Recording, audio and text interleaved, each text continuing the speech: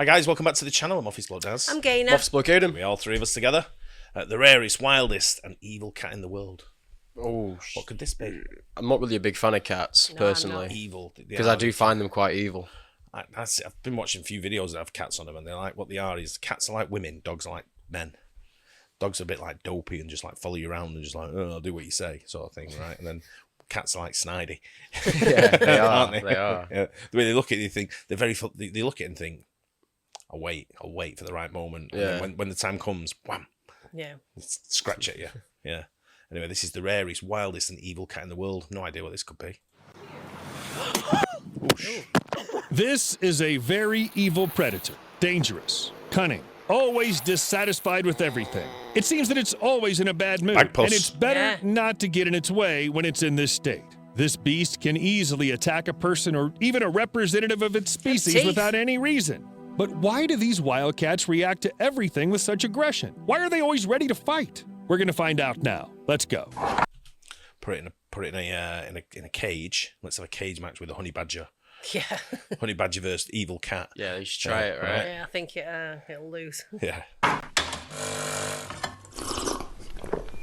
For starters, a few facts. Pallas's cat, or manul, is a predatory mammal of the family Felidae. With a hostile stare and very thick fur, Pallas's cat lives in steppe and semi-desert areas of West Central and Central Asia and in the south of Siberia. These are stealthy animals which try to stay away from people as well as their own kind. Forget about lions and their prides. Pallas cats value loneliness and sometimes live at a distance of 5 kilometers from each other. On the area of about 100 square kilometers, sometimes only 4 to 8 cats can live. If people settled with the same density, then in Toronto there would be about 25 to 50 people. At the same time, manuls are much smaller than lions or people. Their bodies are about 46 to 65 centimeters long, and their tails are 21 to 31 centimeters long. So we can say that manuls are the size of a domestic cat. But unlike cats, which They look like a sometimes domestic get cat. along well with each other and love people, you'll never notice anything like that with a manul. Pallas cats don't like anybody at all, but they're really fierce predators which know a lot about hunting. Manul's fangs are almost 3 times longer than that of an ordinary cat, and if your pet has ever bitten you, well, multiply that feeling by 3,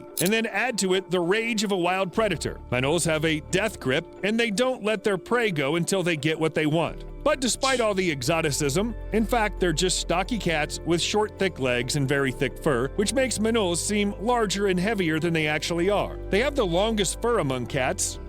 It's distributed quite correctly. It's twice as long on the stomach and tail than on the top and sides. Supposedly, this helps keep the cats warm when they're hunting on snow or frozen ground. The length and thickness of their fur also varies depending on the season. In winter, Pallas cat's fur gets thicker, even longer, and heavier. What else can you add to this fluffy thing full of pure rage? High speed and maneuverability. But at this stage, nature's decided that it's a bit scary to make a universal hunter of a manul, so it became the most clumsy and slowest of the wildcats. Running is not for manuls at all, and especially fast running. So this wildcat prefers to hide somewhere in the stones when its opponent is too big. But if it's noticed, the Pallas cat enters attack mode. And frankly, it looks more like a berserk mode. When hunting, the Pallas cat also doesn't try to chase its prey. It won't work anyway. The basis of its menu is fast pikas, rodents, and insects. Sometimes it invisibly pursues its prey, using short vegetation and stony terrain as camouflage. I've never seen this cat or even No, heard about no, it I've before. No, I've not. Have you? No. Mind you, I'd never heard of the honey badger when I first saw that.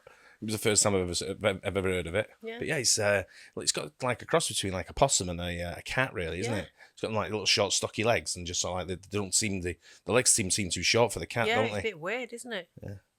Color helps Pallas cats merge with the surrounding landscape so that they won't be noticed even within a couple of steps. By the way, the shape of the ears gives +5 to camouflage. If they stuck out like the rest of the cats, it'd be much harder for Pallas cats to hide in low grass. However, sometimes they just wait at the entrance to the burrows and pounce on the prey when it comes out. Well, and then long, sharp fangs bite. Ouch!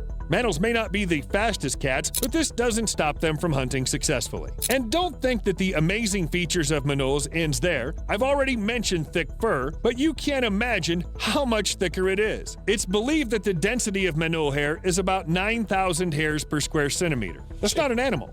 That's a fur ball with paws and fangs. Yeah. Thanks to the thick fur, Pallas cats can bear the cold easily and can live even high in the mountains, up to 4,800 meters above sea level. About minus 50 degrees Celsius? No problem for the mammal. It doesn't change its usual way of life. It hunts in the twilight and in the morning, and sleeps somewhere in the hole in the afternoon. When your saliva in your mouth starts to freeze, the Pallas cat will feel quite comfortable. And the Pallas cat's eyes are almost human. I mean, they're pupils. In bright light, they're not vertical like domestic cats have, but their pupils are circular. By the way, tigers and lions also have such pupils. For a long time, this was a mystery for scientists, but it seems that it's all about territory. The Pallas cat has it much more diverse than other small cats, the deserts, the steppes, and the mountains. To hunt in such conditions, they need circular pupils. Well, thanks to evolution. Wait a minute. So these animals are aggressive loners with strange eyes and they don't even like their own kind and live alone even in harsh conditions? And what about breeding? In fact, despite all this, Pallas cats are quite successful in producing smaller Pallas cats. And even hunting these animals doesn't put them at risk. Perhaps it's because there are quite a few Pallas cats out there, or maybe it's because they fight the hunters. I wouldn't be surprised. But it's still quite difficult to meet a manul in the wild. They live